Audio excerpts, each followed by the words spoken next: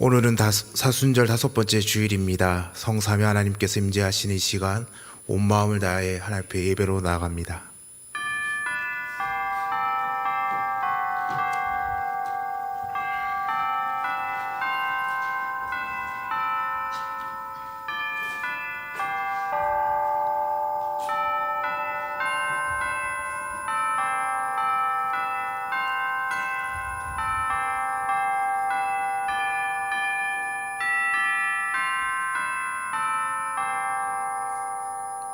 그가 찔림은 우리의 허물 때문이요 그가 상함은 우리의 죄악 때문이라.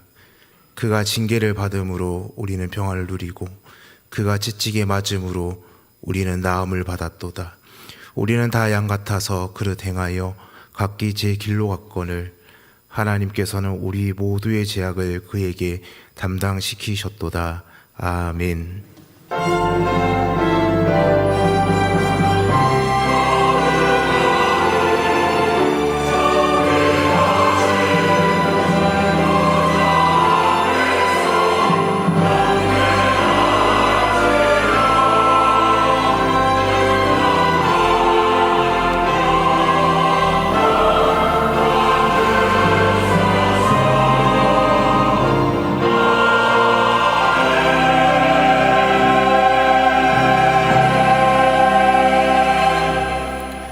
만민의 구원자가 되시는 하나님, 성부 하나님께서 죄인들을 구원하시려고 독생자를 아끼지 않고 세상에 내주셨으니 그 큰 사랑에 감사를 드립니다.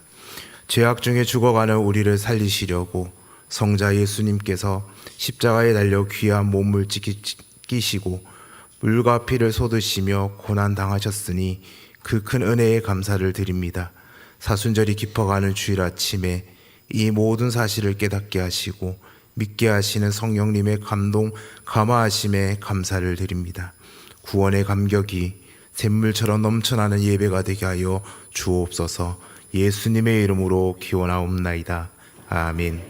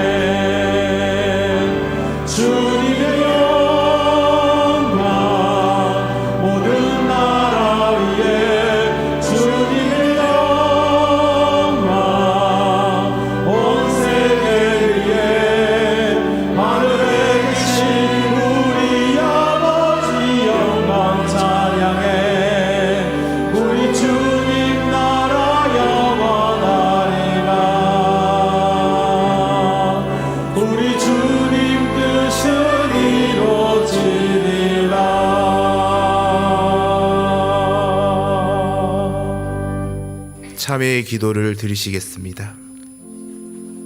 자비로우신 하나님, 외식하는 바리새인과 서기관들을 책망하시던 주님의 말씀을 떠올리면서 우리의 신앙을 점검해 봅니다. 우리도 회칠한 무덤과 같이 겉으로는 아름답게 보이나 안에는 죽은 사람의 뼈와 모든 더러운 것들로 가득한 것은 아닌지요. 박하와 회양과 근처의 11조는 정확하게 드려 스스로 만족하고 교우에게도 칭찬을 들었으되 신앙생활이 더욱 중한 바 정의와 긍휼과 믿음을 버리고 살지 않았는지요. 무엇이든지 말만 하며 행하지는 않고 무거운 짐을 묶어 사람의 어깨에 지대 자신의 한 손가락으로도 움직이지 않으려 하지 않았는지요.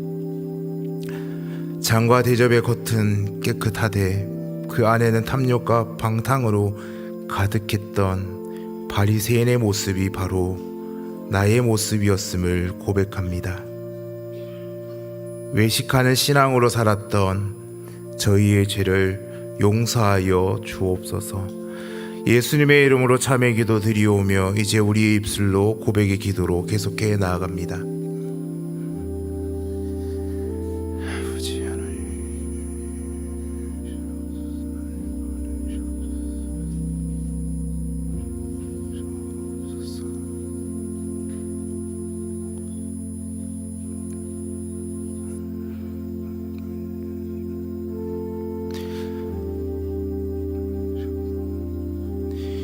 이날에 너희를 위하여 속죄하여 너희를 정결하게 하리니 너희의 모든 죄에서 너희가 여호와 앞에 정결하리라. 아멘. 나는 전능하신 아버지 하나님 천지의 창조주를 믿습니다. 나는 그의 유일하신 아들 우리 주 예수 그리스도를 믿습니다. 그는 성령으로 잉태되어 동정녀 마리아에게서 나시고 본디오 빌라도에게 고난을 받아 십자가에 못 박혀 죽으시고 장사된 지 사흘 만에 죽은 자 가운데서 다시 살아나셨으며 하늘에 오르시어 전능하신 아버지 하나님 우편에 앉아 계시다가 거기로부터 살아있는 자와 죽은 자를 심판하러 오십니다. 나는 성령을 믿으며 거룩한 공교회와 성도의 교제와 죄를 용서받는 것과 몸의 부활과 영생을 믿습니다. 아멘.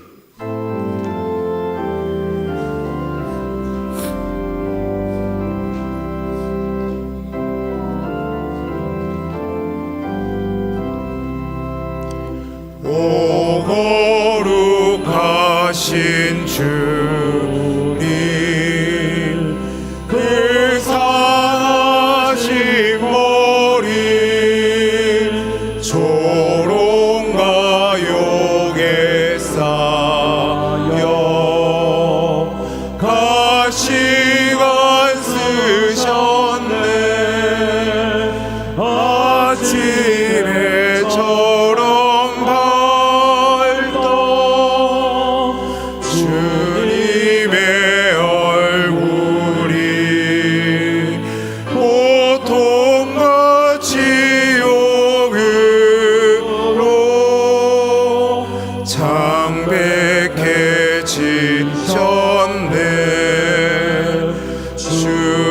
주당하신 그 고난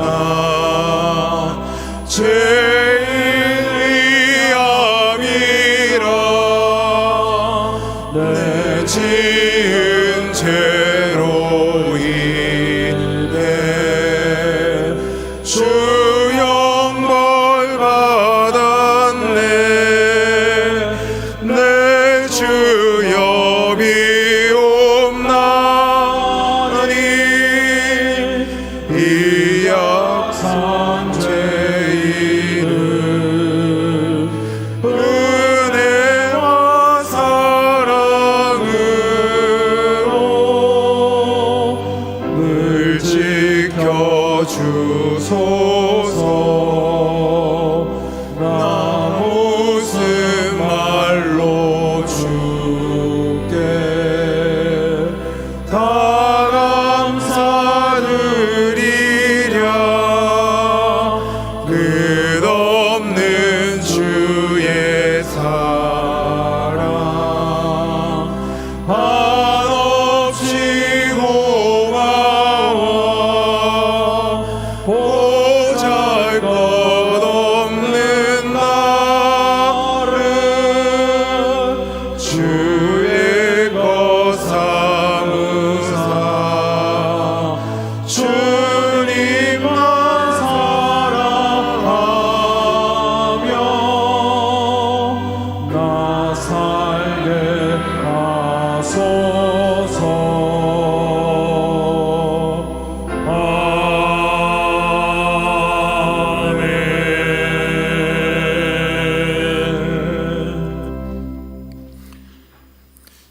거룩하시고 자비로우신 아버지 하나님, 지난 한 주간도 저희들을 눈동자와 같이 지켜주시고 거룩한 주의 날 주의 전으로 나와 하나님을 예배하게 하시니 감사와 찬양과 영광을 올려드립니다. 우리의 생명과 주인 되시는 아버지 하나님 홀로 높임 받으시고 우리의 예배를 받아 주옵소서. 사랑의 아버지 하나님, 하나님보다 세상의 가치와 욕심을 더 따르며 말과 행동과 생각으로 지은 모든 죄를 이 시간 회개하오니 예수 그리스도의 보혈로 정결케 하여 주옵소서. 그리하여 우리의 믿음이 새로워지고 우리의 삶이 더욱 주님을 닮아가게 하여 주옵소서.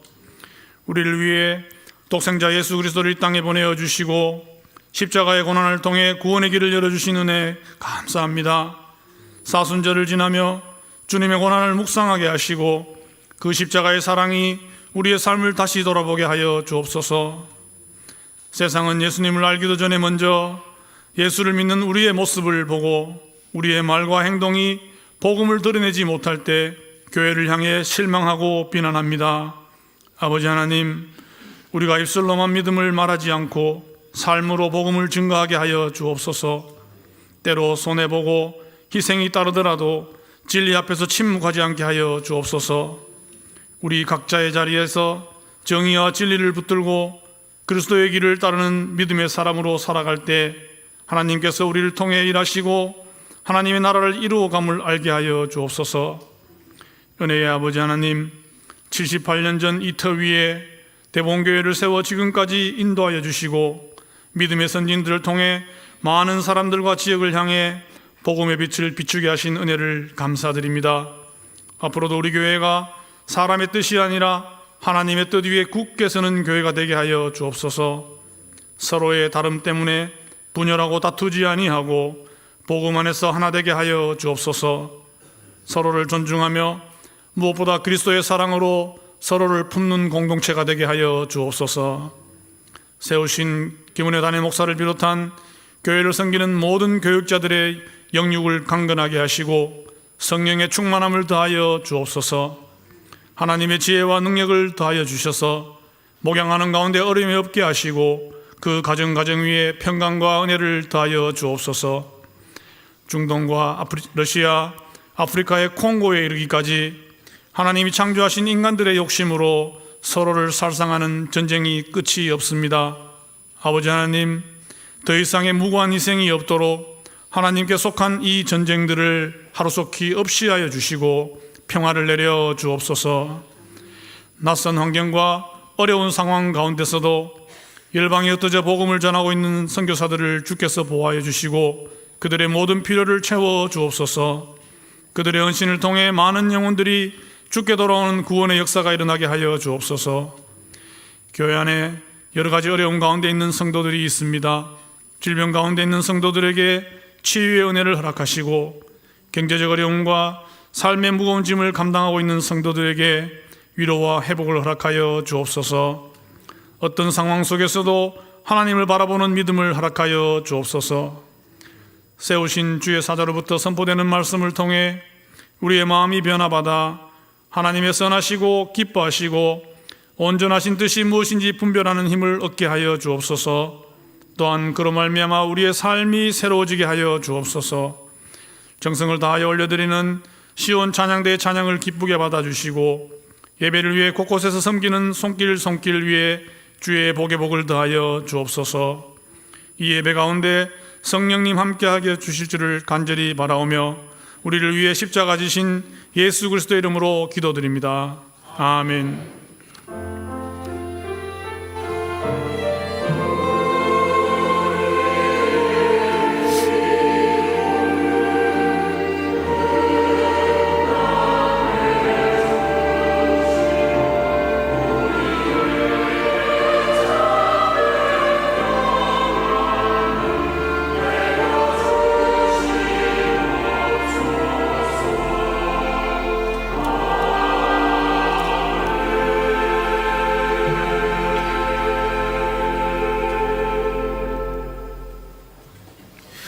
복되고 거룩한 주일 우리에게 허락하신 하나님의 말씀은 신약 성경 요한복음 16장 13절로 15절의 말씀입니다. 요한복음 16장 13절로 15절의 말씀입니다. 하나님의 말씀을 봉독할 때에 경청하시기 바랍니다. 그러나 진리의 성령이 오시면 그가 너희를 모든 진리 가운데로 인도하시리니 그가 스스로 말하지 않고 오직 들은 것을 말하며 장래일을 너에게 알리시리라.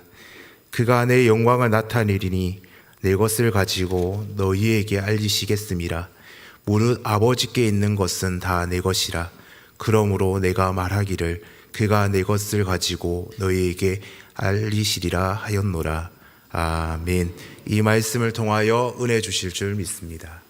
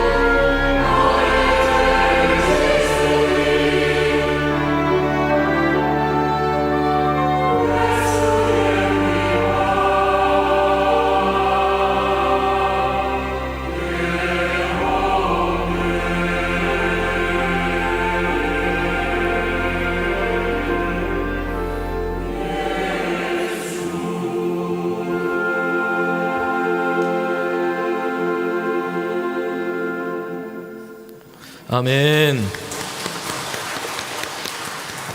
네, 우리를 향한 예수님의 은혜와 사랑을 찬양합니다. 우리 귀한 찬양의 큰 은혜를 받았습니다. 감사합니다.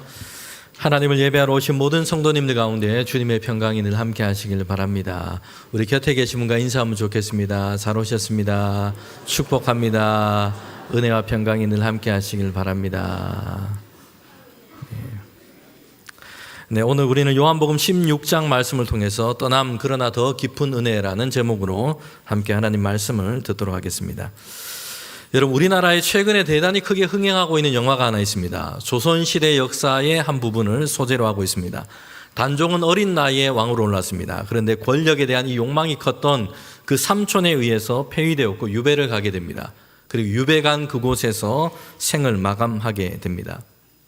이처럼 권력에 대한 이 욕망으로 혈육조차 죽이는 냉혹한 이런 현실 가운데 있었습니다. 그런데 역사를 보면 이런 틈바구니 속에서도 고상하고 아름다운 사랑의 이야기가 피어 있다는 것입니다. 유배를 떠나는 단종은 아내인 정순왕과 작별을 하게 됩니다. 지금 서울의 청계천 한 다리 위에서 이제 작별을 합니다.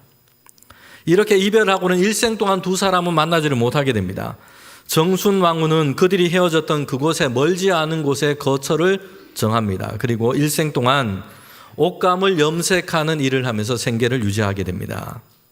이 두 사람이 헤어졌을 때는 단종은 17살, 정순 왕후는 나이가 18살이었습니다. 두 사람이 서로 마지막으로 나눈 대화는 부디 몸 건강히 계십시오. 내 어찌 그대를 잊으리요 였다고 합니다. 훗날 사람들은요, 이들이 이별했던 그 다리의 이름을 이렇게 붙였습니다. 영도교라고 불렀습니다. 영영 건너간 다리. 말하자면 다시 돌아오지 못했다는 것입니다. 이제는 만나지 못하게 되었다라는 이런 슬픈 이야기를 안고 있습니다. 여러분, 이처럼 떠남과 이별 그리고 슬픔은요, 우리가 살아가는 우리의 모든 삶에, 각자의 삶에도 다 이런 이야기를 다 갖고 있을 겁니다. 인생이라는 큰 이야기 속에서 아마 저와 여러분도 떠남, 이별이라고 하는 이 많은 챕터들을 우리는 다 가지고 있을 겁니다. 떠남과 이별은 슬픔을 남기기도 합니다. 성도 여러분, 그런데 오늘 우리에게 주신 이 말씀을 보면요, 예수님께서 제자들에게 그리고 우리에게 이렇게 말씀을 전하고 계십니다. 주님의 떠나심은 끝이 아니라 더 깊은 은혜의 시작이다라는 것입니다. 요한복음은 13장부터 예수님의 이 고별 담화, 고별 설교가 이렇게 기록되어 있습니다. 이제 예수님의 그 마지막 수업이다, 지난주에 이렇게 부르기도 했습니다. 여기서부터 예수님은 많은 사람들 앞에서, 많은 군중들 앞에서 하나님의 나라의 복음을 말씀하신 것이 아닙니다. 특별히 12명의 제자들과 함께 마지막 시간을 보내고 계세요. 그러면서 그들에게 말씀하시고, 그들을 가르치시고, 그들을 위로하시고, 그들을 교훈하십니다. 여러분, 이때 제자들의 심정과 마음이 어떠했을까요? 우리는 짐작해 보게 됩니다. 아마도 제자들의 마음속에는요, 근심과 염려가 가득했습니다. 제자들은 예수님을 지금까지 따라갔습니다. 그들이 해왔던 생업을 뒤로하고, 가족을 뒤로하고, 그리고 그들의 부모와 집을 떠나서 예수님과 함께 했다는 것입니다. 예수님과 함께 했던 이 3년의 시간은 제자들에게는요, 놀라움의 연속이었습니다. 예수님은 많은 이적과 표적을 행하셨습니다. 제자들은 그들 앞에 이것이 일어나는 광경을 두 눈으로 그렇게 목도했습니다. 예수님의 말씀에 풍랑이 잔잔하게 되기도 했습니다. 악한 영에 귀신 들린 사람에게 명령했을 때 악한 귀신이 떠나가기도 했습니다. 병자를 고치셨고요, 눈먼 자의 눈을 뜨게 했습니다. 죽은 나사로를 살리셨습니다. 적은 물고기와 보리떡으로 수많은 사람을 먹이시기도 했습니다. 이런 예수님 주변에는요, 사람들이 막 몰려오기 시작했습니다. 심지어 어떤 이들은 예수님을 왕으로 삼고자 했습니다. 여러분, 이런 상황에서 제자들은요, 자신들이 예수님의 제자라는 것이 너무나 자랑스러웠습니다. 이렇게 제자들은 예수님과 함께 했던 이 시간들은요, 그들에게는 기적과 놀라움의 연속이었습니다. 주님과 함께 한다면, 주님이 우리와 함께 하신다면 부족할 것도 없고 두려울 것도 없다라는 이런 마음이 듭니다. 예수님을 열심히 따르면 유력하고 높은 지위와 권세도 얻지 않을까, 이런 기대도 제자들은 하고 있었습니다. 여러분, 그런데요, 이들의 모든 기대가 허물어지고 있다는 것이에요. 예수님은 고난과 죽음의 십자가의 그 길을 향해서 가고 계세요. 예수님은 제자들에게 말씀합니다. 내가 이제 너희를 떠나서 아버지 하나님께로 돌아갈 때가 되었다라고 말씀하세요. 제자들은 이제 그들 앞에 놓여있는 상황이 어떠한지를 점점점 더 분명하게 그렇게 알게 됩니다. 주님이 그들 곁을 떠나신다는 것입니다. 제자들의 심정은 복잡해집니다. 그들의 기대가 허물어졌다는 실망감이 듭니다. 예수님께서 떠나시고 이제는 함께 할 수 없다라는 이런 슬픈 마음이 듭니다. 그런데 제자들 마음속에 가장 큰 것은 두려움이었습니다. 근심이었다는 겁니다. 여러분, 제자들에게 예수님은요, 그냥 좋은 가르침을 주는, 수업 시간이 돼서 만나고 좋은 가르침을 듣고 헤어지는 이런 선생, 이런 교사의 존재가 아니었다는 것이요.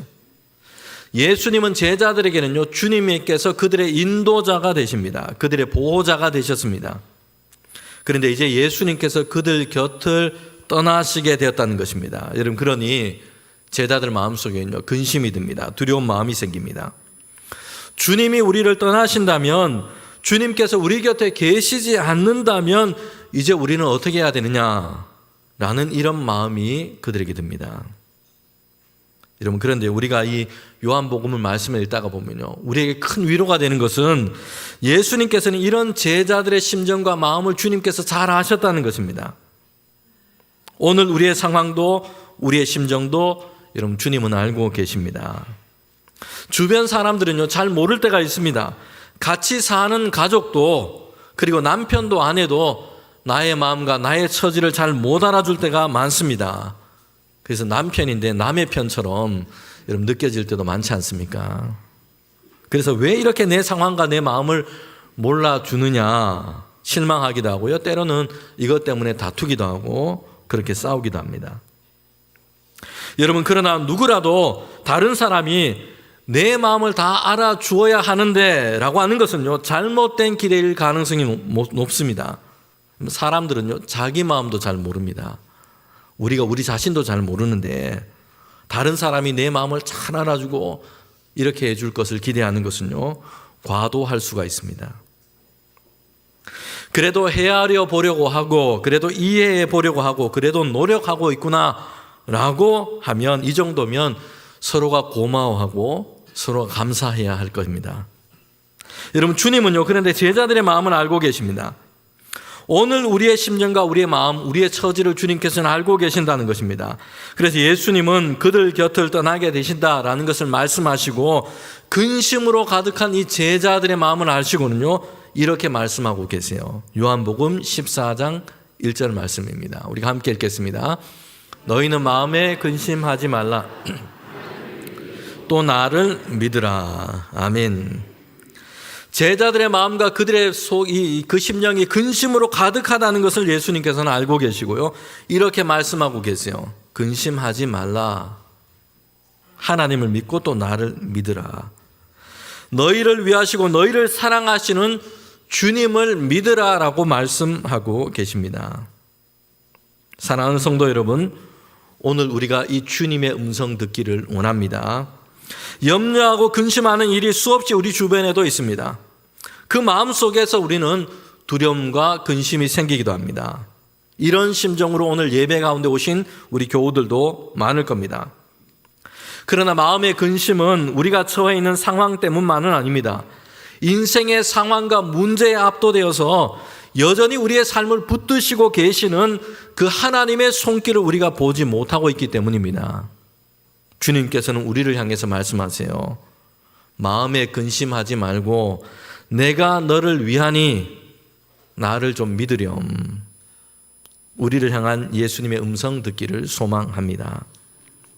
사도 바울은 우리에게 이렇게 하나님의 말씀을 전하고 있습니다. 빌립보서 4장 6절에 7절에 보면요, 이렇게 말씀하고 있습니다.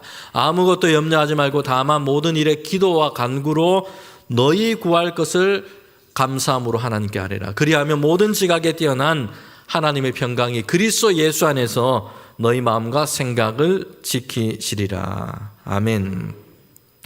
염려되고 근심될 만한 상황, 이런 일이 없다고 말씀하고 있지 않습니다. 많이 있습니다. 우리의 삶의 상황을 돌아봐도, 주변을 돌아봐도 그렇습니다. 염려하고 근심이 생기게 됩니다. 그런데 하나님은 우리에게 이렇게 말씀하고 계십니다. 염려하거나 근심하지 말고 우리의 태도의 전환을 요청하십니다. 모든 일에 예외 없이 기도와 간구하며 하나님께 아뢰라. 여러분, 염려와 근심은요, 그 문제를 붙들고 우리가 지금 어떻게 해보려고 지금 애를 쓰고 있는 것입니다. 그러나 기도는 하나님께 그것을 맡기는 것입니다. 하나님은 모든 지각에 뛰어나신 분이십니다. 우리의 상황과 우리의 처지를 알고 계십니다. 하나님은 우리에게 가장 좋고 선한 길이 무엇인지를 알고 계십니다. 하나님께 맡기면 하나님은 우리를 인도하여 주실 것입니다. 하나님께 모든 일을 기도로 맡기는 자에게는 하나님께로부터 오는 평강, 세상이 줄 수도 없고 알 수도 없는, 그 누구도 어떤 상황도 빼앗을 수 없는 그 평강을 우리에게 주실 줄 믿습니다. 여러분, 요한복음 16장 1절에 보면요, 주님께서 제자들에게 이렇게 말씀을 이어가고 계세요. 내가 이것을 너희에게 이름은 너희로 실족하지 않게 하려 합니다. 그러면서 제자들을 향해서 주님의 말씀이 이어지고 있는데 그 말씀은요, 세상이 만만치 않을 것이다 라고 얘기하고 계세요. 16장 2절에 보면요, 이어서 주님은 이렇게 말씀합니다. 너희를 사람들이 유대교에서 출교할 것이고 유대인들의 그 모임에서 너희를 배척하게 될 것이다. 거기에만 그치지 않고 너희를 죽이려고 하는 이들도 생겨나게 될 것이다. 여러분, 그런데 이렇게 하는 것이, 사람들이 이렇게 하면서 이것이 하나님을 섬기고 하나님을 위한 일이라, 이런 잘못된 확신을 가지고 너희들에게 이렇게 박해하고 핍박할 것이다, 이렇게 말씀하고 있습니다. 예수님을 떠나시는 이 마당에, 지금 예수님께서 그들을 떠나시는, 제자들을 떠나시는 이 마당에 제자들에게 지금 예수님이 이렇게 말씀하고 계시다는 것이요. 그러나 주님은 제자들에게 지금 겁을 주려고, 더 두렵게 하고 더 근심하게 하려고 지금 이 말씀을 하고 계신 게 아닙니다. 예수님의 제자들이 세상 가운데 살아갈 때에 그들이 어떤 일을 마주하고 어떤 일을 만나게 될지를 주님이 말씀하고 계세요. 그리고 낙심하지 않도록 이 말씀을 하고 계시는 것입니다. 그들 앞에는 세상은 예수님께 속한 제자들을 환영하거나 야 너무나 좋다 이렇게 하고 이렇게 하지 않을 겁니다. 오히려 그들은 환난을 당하게 될 것입니다. 이것이 예수님께서 제자들에게 하신 말씀입니다. 그렇지 않아도 예수님께서 이제 떠나시면 어떻게 하냐 이런 마음이고요. 그러면 야 다 좋을 거야, 다 잘 될 거야, 다 괜찮을 거야, 다들 너희를 환영하고 다들 너희를 좋아할 거야, 어떤 어려움이나 어떤 힘든 일은 하나도 없을 거야, 이렇게 주님께서 말씀해 주신다면 제자들에게는 좀 안심이 될 것 같아요. 위로도 좀 될 것 같습니다. 그런데 예수님이 하신 말씀이 뭡니까? 그렇지 않을 것이다 라는 것이에요. 요한복음 15장 19절을 보면요, 세상이 예수님을 미워한 것처럼 너희가 예수 그리스도께 속해서 그렇게 살아간다면 세상이 너희를 미워할 것이다, 이렇게 말씀하고 있습니다. 세상이 자신의 죄악과 어둠이 드러나는 것을 싫어합니다. 예수님은 빛으로 이 땅에 오셨는데 사람들은 여전히 어둠을 더 좋아하고 있습니다. 그래서 예수님을 미워하게 된 겁니다. 이처럼 예수님께 속해서 세상을 살아간다면 세상이 예수님을 미워한 것처럼 너희들을 미워할 것이다, 이렇게 말씀하고 있습니다. 예수님을 박해한 것처럼 예수님께 속해 살아가는 이들도 박해하고 미워하게 될 것이다. 이것을 이상하게 여기지 말라, 당연하게 여기라라고 말씀하고 있습니다. 여러분, 주님은요 제자들에게 이 사실을 먼저 말씀하고 계세요. 야, 다 좋을 거야, 다 괜찮을 거야, 어떤 어려움도 없고 다들 환영을 받고 영접받게 될 거야, 귀에 들리는 좋은 말로 이렇게 안심시키려고 하지 않으십니다. 이것은 사실이 아니기 때문입니다. 당장에는 위로가 될 수 있을지 모릅니다. 그러나 헛된 기대와 희망으로 위로하지 않으십니다. 이것은 신기루와도 같기 때문입니다. 오히려 더 큰 절망, 더 큰 실망을 안기고 말 겁니다. 제자들이 살아가야 할 삶의 현장은 결코 그렇지 않습니다. 어둠이 여전히 남아있는 세상 속에서 어둠에 속하지 않고 빛 대신 주님께 속해서 살아가려고 하면, 예수님을 따라서 살아가려고 한다면 환난을 당하게 될 겁니다. 반대를 만나게 될 것입니다. 예수님은 제자들에게 이 말씀을 하고 계세요. 그리고 이 말씀을 하시는 이유가 여기에 있습니다. 그들이 세상 가운데 나가서 이런 일을 만날 때, 이런 삶의 상황을 만날 때에 낙심하지 않도록 하기 위해서 주님께서는 먼저 이 말씀을 하십니다. 세상 속에서 예수님의 제자로, 예수님의 사람으로 그들은 살아가게 될 겁니다. 그러면 세상 가운데 살아가는 이 삶의 상황 때문에 실망하거나 낙담하지 않도록 이 말씀을 먼저 그들에게 알려주십니다. 왜 이런 일이 있느냐, 왜 이런 일을 만나느냐, 의아하게 여기지 말라라는 것이요. 내가 예수님을 잘 믿으려고 하고 예수님의 말씀을 따라서 살아가려고 하다가 어려움을 당하게 된다면 오히려 이로 인해서 낙심하지 말고 기뻐하라라고 주님이 말씀하세요. 마태복음 5장 11절 12절 말씀에 산상설교에서 주님께서 이렇게 말씀합니다. 나로 말미암아 너희를 욕하고 박해하고 거짓으로 너희를 거슬려 모든 악한 말을 할 때에는 너희에게는 무엇이 있다고요? 복이 있나니 기뻐하고 즐거워하리라. 하늘에서 너희 상이 금이라. 너희 전에 있었던 선지자들도 이같이 박해하였느니라. 예수님의 이 말씀에는요, 분명한 기준이 있습니다. 예수님의 이름 때문에 예수님의 말씀을 따라서 살아가기 위해서 힘쓰다가 예수님을 주님으로 고백하는 이 믿음을 가지고 세상을 살아가기 때문에 예수님께 속한 사람으로 정의와 진리를 세워가려고 하다가 이것 때문에 당하는 핍박, 이것 때문에 당하는 고난이 있다면 기뻐해라. 믿음의 선진들도 이런 일을 당했다. 그러나 하나님께서 예비하신 하늘의 상급이 클 것이다 라고 말씀하고 있습니다. 예수님이 이제 제자들 곁에 계시지 않고 이제 아버지 하나님께로 가신다 라고 하십니다. 그래서 제자들에게는요, 근심이 많습니다.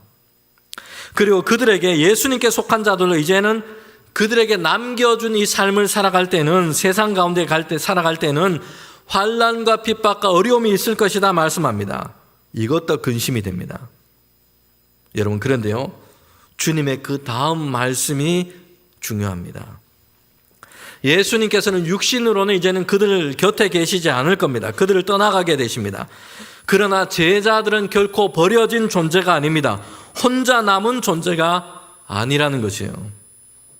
여러분, 사람들을 두렵게 하고 힘들게 하는 것은요, 삶의 상황이 어렵기 때문에 힘들다, 이것만이 아닙니다. 거기에 더해서 우리를 더 어렵게 만드는 것은 나만 홀로 남았다, 함께하는 존재가 없다라는 이런 생각입니다. 철저한 외로움과 이 고독감에 사로잡힐 때 우리는 회복할 수 있는 그 힘조차 잃어버리고 주저앉게 됩니다.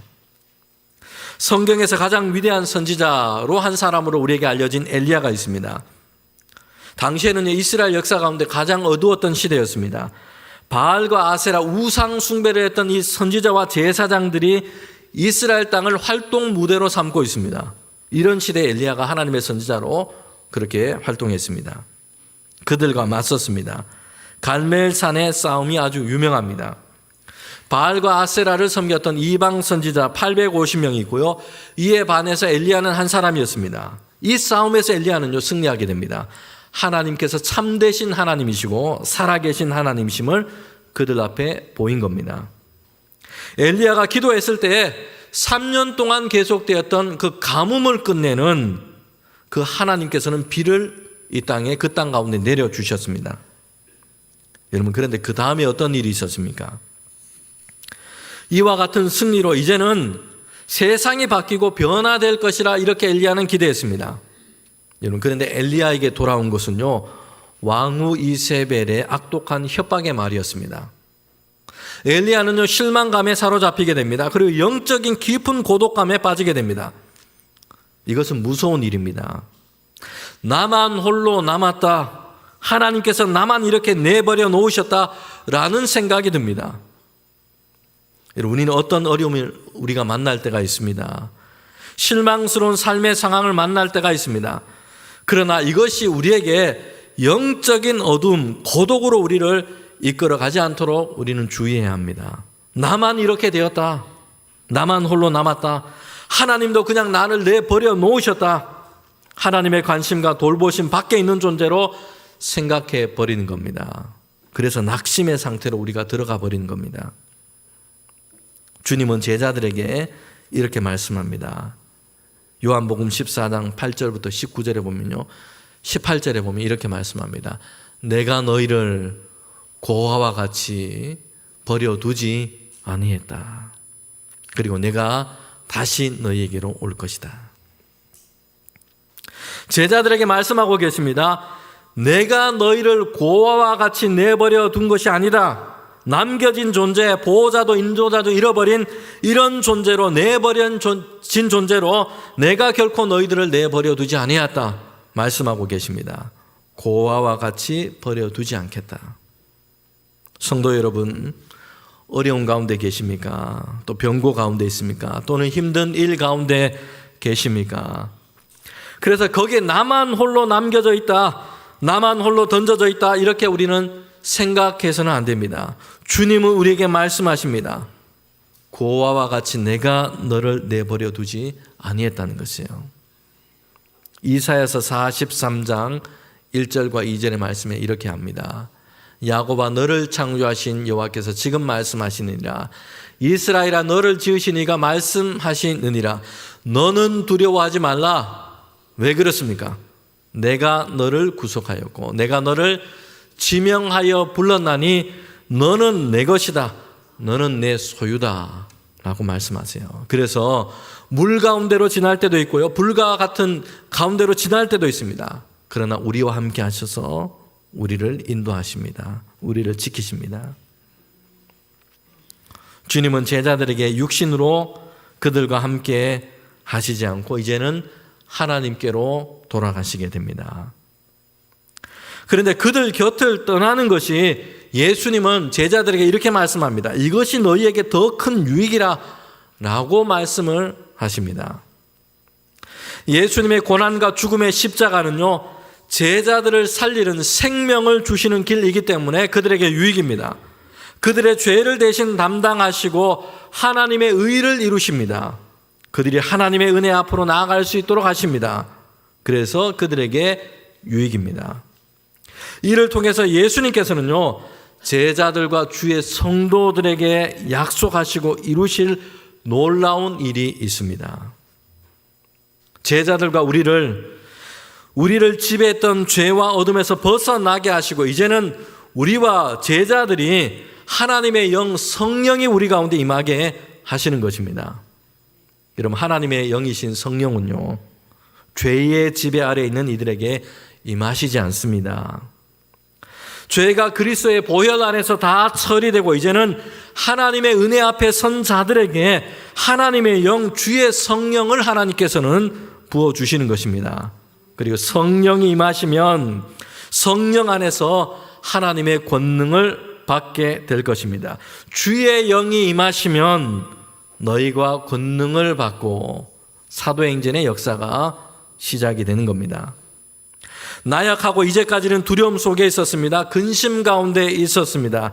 이제는 그들을 변화시키십니다. 세상을 두려워했고 준욱 가운데 들어있었습니다. 염려 가운데 사로잡혀 있었습니다. 이제 더 이상 이런 상태에 머물러 있지 않도록 하십니다. 성령이 임하시면 하나님이 주시는 권능을 입습니다. 하나님이 주시는 평강이 우리를 채우십니다. 우리를 이끌어 가십니다. 여러분, 그래서 주님은요, 육신으로는 이제는 더 이상 그들 가운데 계시지 않습니다. 십자가를 지십니다. 부활하시고 하나님 우편으로 오르십니다. 그러나 제자들은 내버려진 존재가 아닙니다. 하나님의 영, 성령이 이제는 그들 가운데 오시는 것입니다. 예수님은 이것이 제자들에게 유익이다라고 말씀하세요.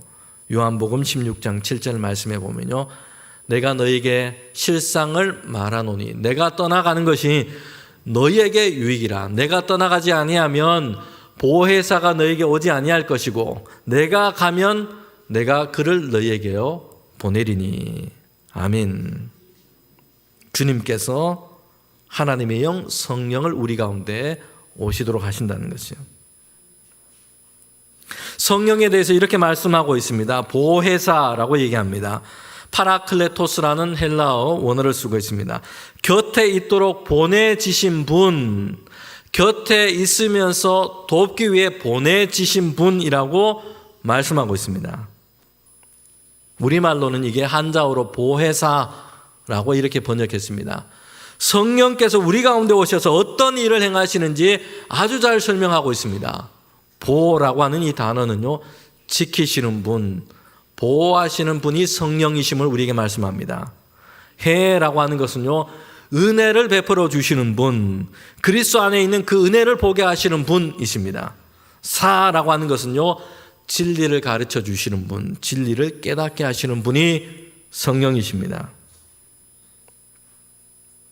여러분, 성령께서는요, 제자들에게 오늘 우리에게 오셔서 요한복음 16장 8절의 말씀처럼 세상에 대해서 죄에 대하여, 의에 대하여 심판에 대하여 세상을 책망하시고 우리를 깨닫게 하십니다. 성령은 예수 그리스도를 미워하고 배척하는 세상에 대해서, 하나님을 떠나 자신의 주인 되어 살아가는 이 세상에 대해서 그들의 어둠과 죄악이 드러나게 하십니다. 제자들을 진리의 말씀으로 붙들고 진리의 말씀을 깨닫게 하십니다. 믿음 안에 살아갈 수 있도록 그들을 도우시는 분이십니다. 성령은 죄를 깨닫게 하십니다.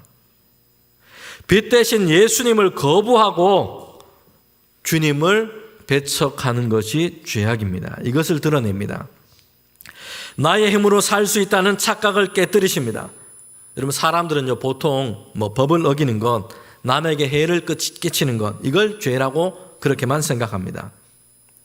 그래서 나는 법 없이도 살 사람인데 내가 무슨 죄인인가, 이렇게 항변을 하기도 합니다.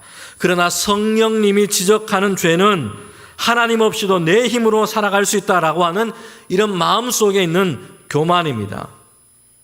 등대의 빛을 거부하고 어둠 속으로 우리 자신의 인생의 배를 몰고 가고 있는 겁니다. 생명의 근원 되시는 예수님을 믿지 않고 내 마음대로 인생의 핸들을 붙잡고 살아가고 있습니다. 하나님을 떠나 있는 것입니다. 하나님의 은혜의 반대편으로 가고 있습니다. 이것이 가장 무서운 죄임을 성령님은 우리를 깨닫게 하십니다. 성령님은 우리에게 의를 알게 하십니다. 여러분, 세상에서의 의로운 삶이란 뭐겠습니까? 사람들은 나름대로 자기의 기준을 가지고 있습니다. 나는 이 정도면 괜찮은 사람이야 라고 얘기합니다. 사람들은 나름대로 자기의 의를 쌓아서 하나님 앞에도 도달할 수 있다, 당당하게 그렇게 생각합니다. 그러나 성령님은 우리를 깨닫게 하십니다. 우리의 누더기와 같은 의로는 거룩하신 하나님 앞에 결코 설 수가 없습니다. 성령님은 우리에게 알려주십니다. 너의 선행이나 노력이 아니라 예수 그리스도의 보혈만이 하나님 앞에 당당하게 우리가 설 수 있는 유일한 의라고 말씀합니다. 우리의 노력이 아니라 나를 위해 죽고 부활하신 예수님의 그 깨끗한 옷을 입어야만 의로우신 하나님 앞에 우리는 설 수 있습니다. 성령님은 우리가 우리의 스스로의 부족함을 보고 자책할 때에 예수 그리스도 안에 있는 그 은혜를 보게 하십니다. 예수 그리스도의 옷을 입혀주시며 우리를 의롭다 격려하십니다. 예수 그리스도 안에서만 세상과 인간이 하나님의 의로우심, 의롭다 하심의 은혜를 입을 수 있다. 이것을 우리에게 알려주십니다. 성령님은 우리에게 심판을 보게 하십니다. 여러분, 우리가 세상을 살다 보면요, 악한 자가 승리하고 진실된 자가 고난받고 있는 것처럼 보일 때가 많습니다. 그래서 우리는 두렵습니다. 우리에게 이런 의문이 듭니다. 하나님이 다스리시는 것이 맞느냐라는 의심이 들기도 합니다. 그러나 성령님은 우리에게 선포하고 보여주십니다. 세상의 공중권세 잡은 사단과 악의 권세는 십자가를 지시고 부활하신 예수님 안에서 이미 패배했습니다. 예수님의 십자가는 실패의 장소가 아니라 승리가 시작된 장소입니다. 성령님은 우리에게 영적인 안목을 주셔서 당장에 우리 앞에 있는 환난 가운데 무너지지 않게 하십니다. 결국에는 승리가 하나님의 것임을 보이십니다. 악은 반드시 심판받고 하나님의 나라는 완성될 것입니다. 이 소망을 성령께서 우리에게 열어주십니다. 끝까지 인내할 수 있도록 하십니다. 마지막 날의 모든 어둠과 악함은 하나님의 심판 아래 놓이게 될 것이고, 부활하신 주님께서 심판주로 오셔서 모든 악한 권세는 하나님의 심판 아래 소멸될 것입니다. 지금은 악이 이기는 것 같이 보이나 그러나 승리는 결정되었습니다. 낙심하지 말고 끝까지 견디도록 우리에게 장래의 소망을 성령께서는 깨닫게 하시고 보여주시는 것입니다. 성도 여러분, 보혜사 성령께서는 하나님의 은혜 안에서 하나님의 믿음 안에 우리가 살아갈 수 있도록 인도하십니다. 죄를 깨닫게 하셔서 우리를 회개시켜 구원하시는 하나님의 사랑을 이루십니다. 의를 깨닫게 하셔서 우리를 당당하게 세우시는 하나님의 은혜를 우리 앞에 보이십니다. 심판을 깨닫게 하셔서 최후 승리를 믿고 담대하게 살게 하시는 하나님의 격려와 소망을 우리에게 열어주십니다. 보혜사 성령은 진리의 영이십니다. 16장 13절에 보면 진리의 영이 오셔서 제자들에게 진리의 말씀으로 인도하시고 그리고 그들을 인도하십니다. 장래 일을 그들에게 소망 가운데 알려주십니다. 여러분, 제자들은요, 예수님과 함께 했지만 예수님께서 그들에게 주신 말씀을 깨닫지 못할 때가 많았습니다. 그러나 진리의 영이 이제 그들 가운데 오시면 주님께서 그들에게 하신 말씀을 깨닫게 될 것입니다. 알게 될 것입니다. 주님이 약속하신 그 장래 일을 그들은 보게 될 것입니다. 주님이 비록 십자가를 지시고 죽음으로 끝나는 것이 아니라 부활하시고 하나님의 권능 안에서 영광을 받게 될 것을 그들은 보게 될 것입니다. 성령은 제자들이 박해와 어려움이 있는 현실에 매이지 않게 하고 장래에 하나님이 약속하신 그 소망을 보게 하십니다. 이로 인해서 능력과 위로를 얻게 하십니다. 성령이 오셔서 제자들에게 하신 일을 14절에 보면요, 이렇게 말씀하고 있습니다. 그가 내 영광을, 주님이 얻으실 그 영광을 나타내리라. 너희에게 이것을 알릴 것이다 말씀하세요. 성령님은 우리 개인의 위로에만 머물지 않습니다. 우리를 통해서 예수 그리스도의 영광을 보게 하시고요, 그 영광을 세상 가운데 드러내게 하십니다. 제자들은 성령의 충만함을 받고 성령이 이제 그들 안에 계셔서 그들 가운데 역사할 때에 비로소 제자들은 세상 가운데 부활하신 예수님의 증인이 되었습니다. 세상을 변화시키는 예수님의 이 복음의 증인이 되었던 것입니다. 성도 여러분, 주님은 제자들을 홀로 내버려 두시는 분이 아니십니다. 그들 가운데 하나님께로부터 성령을 보내십니다. 하나님의 영이신 성령 안에 살아가도록 하십니다. 이로써 더 깊은 은혜를 그들 가운데 시작하시고 열어주십니다.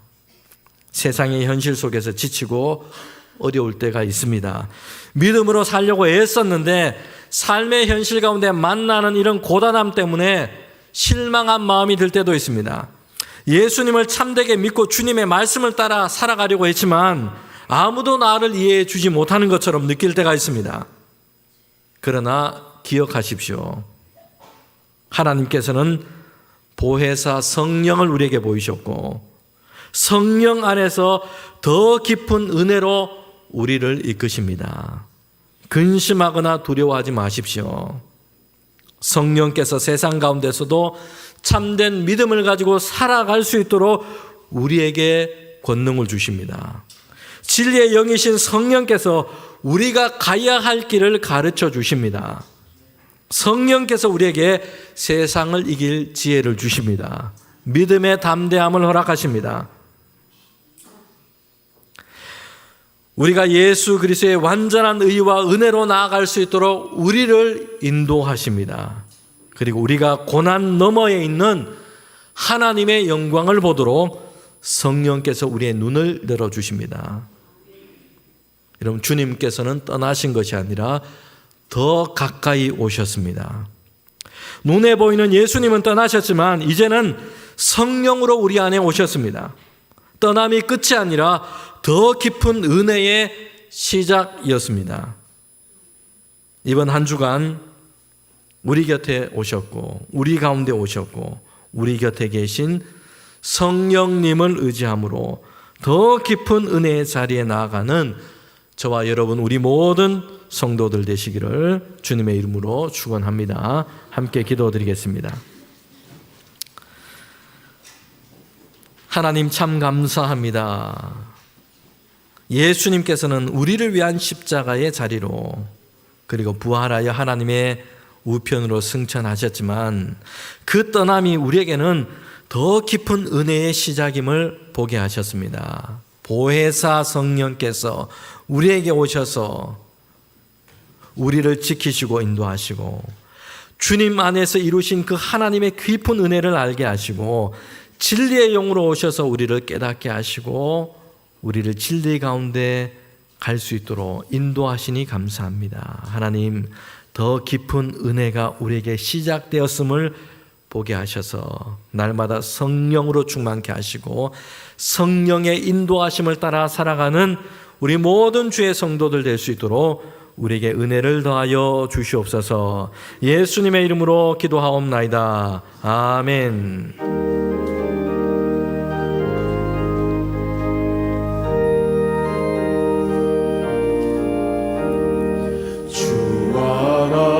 길 가는 것 즐거움이 아닌가. 우리 주님 걸어가신 발자취를 알겠네. 한 걸음 한 걸음 주 예수와 함께 날마다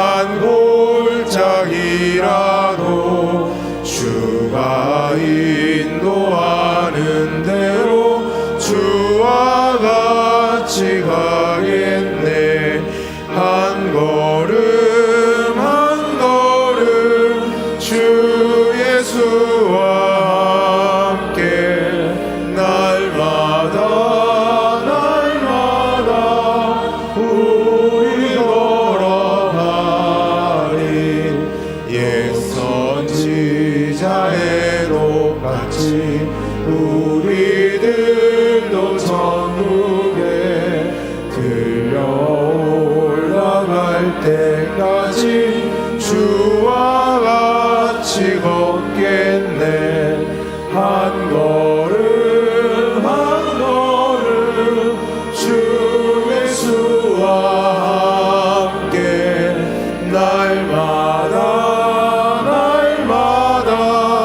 우리 걸어가리.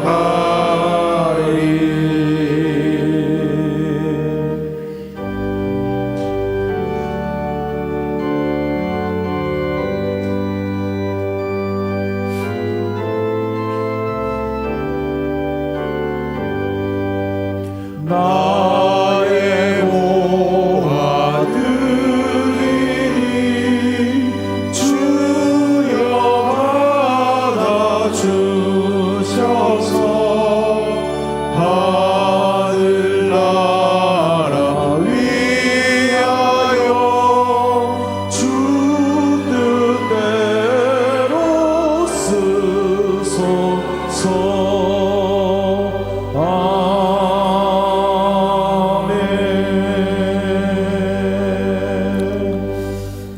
우리의 삶을 인도하시는 사랑의 하나님 아버지 참 감사합니다. 이 시간 예배 드리며 귀한 예물을 하나님께 올려드립니다. 우리에게 주신 것 하나님 구별하여 드리는 우리 성도들의 믿음을 기뻐하시고 이 귀한 예물을 연락하여 주시옵소서.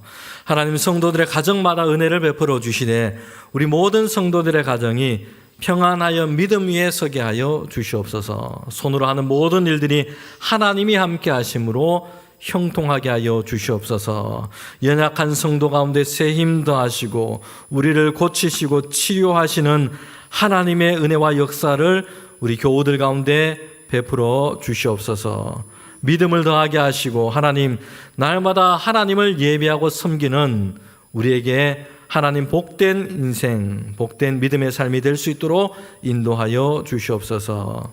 오늘도 예배하며 귀한 드린 이 예물이 하나님의 뜻 가운데 사용되게 하셔서 하나님의 나라가 확장되는 곳에, 주님의 사랑과 복음이 증거되는 곳에 쓰이게 하여 주시옵소서. 예수님의 이름으로 기도하옵나이다. 아멘.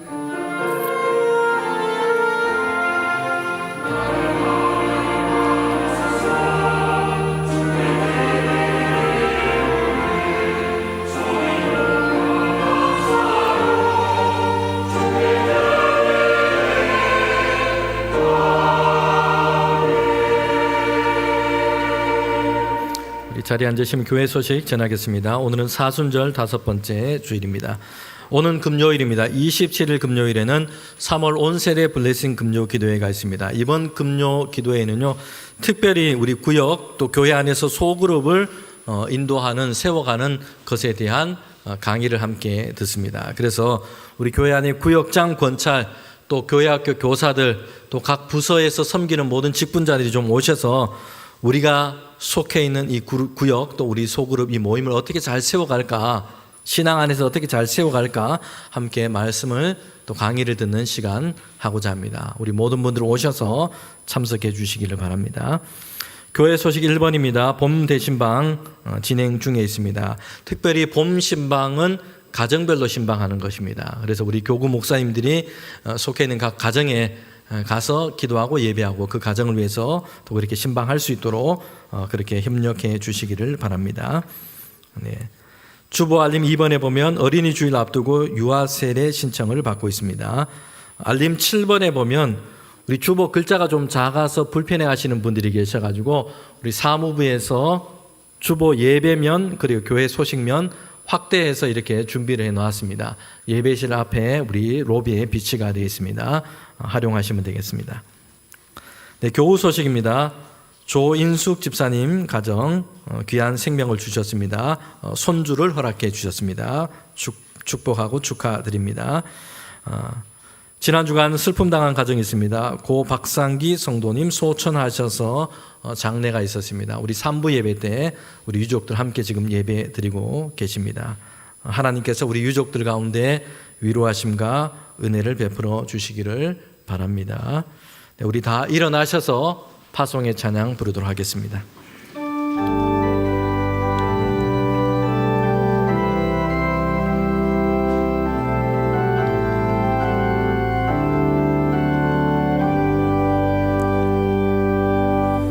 우리 죄 위에 죽으신 주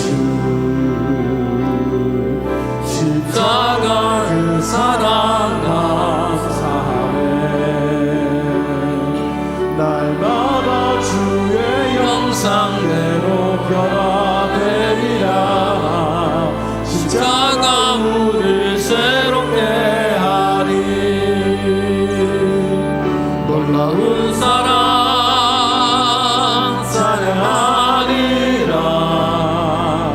우리를 위해 생명 주셨네. 놀라운 사랑 찬양하리라. 십자가의 그 능력, 십자가의 그 능력, 놀라운 사랑 찬양하리라. 우리를 위해 생명 주셨네. 놀라운 사랑 찬양하리라. 십자가의 그 능력, 십자가의 그 능력.